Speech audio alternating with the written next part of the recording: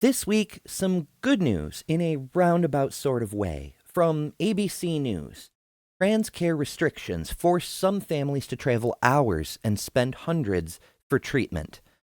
This is an article by Chiara Alfonseca, and it's the article version, the article tie-in to a Nightline story from a few days ago.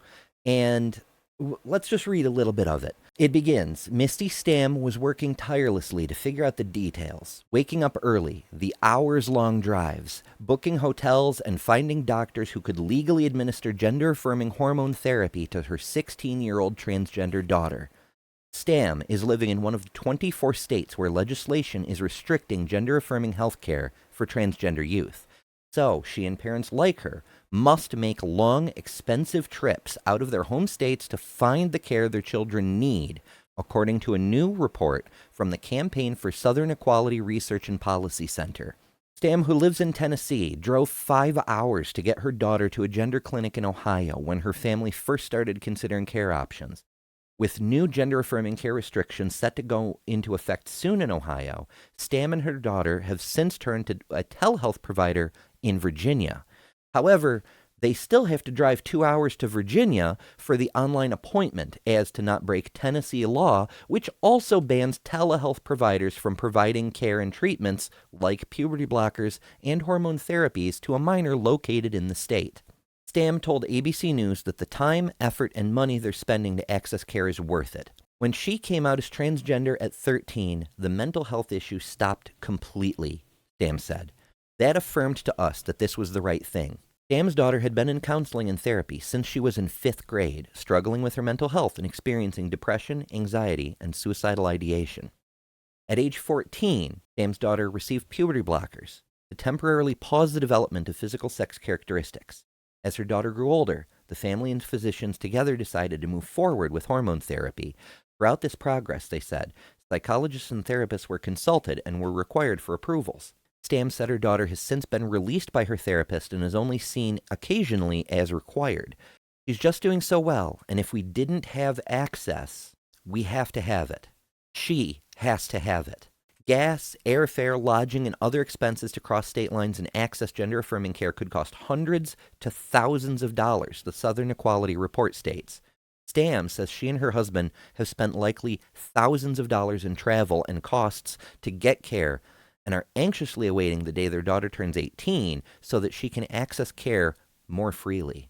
The article goes on, and it's, in a way, kind of nice to see because we have a major news outlet actually talking to a family of a trans person, actually telling the story of one of these trans kids who are so deeply affected by these unfair, harmful, and illegal bans. It shows the struggles of real families who have to put up with these political games put on by showboating legislatures and governors and all these asshats who care more about riling up their base to get donations and votes than about the people they're supposed to represent and the kids they keep saying they want to protect. What about the families who aren't like Stam and her daughter, who can cross state lines?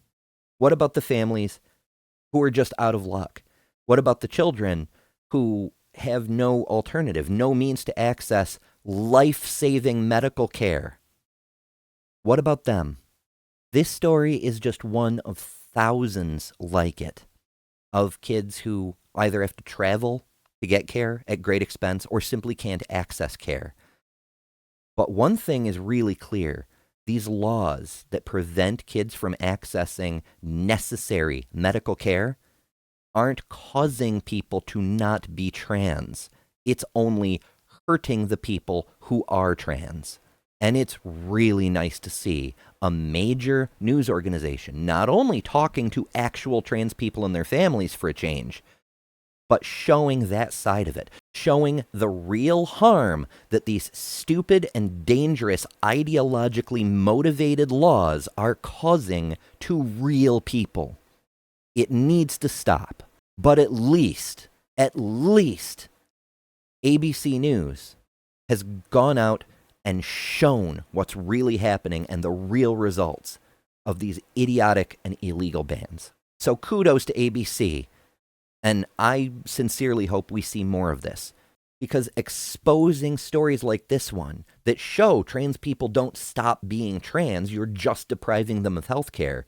This is how we get the average, neutral, middle of the road, small town American on board with the true impact of what's going on here, and get them to hold these politicians accountable for what they're doing, for the harm they're causing to children, for political gain. They're demonizing a whole group of Americans and hurting them for nothing more than money and power. It's shameful, and they should be shamed for it, because it's the only way we can get them to stop. So not only is this a kudos for ABC News, it's a first step in the right direction by the mainstream, and we love to see it. While England is dropping roadblocks when it comes to trans rights, Sweden is paving a highway.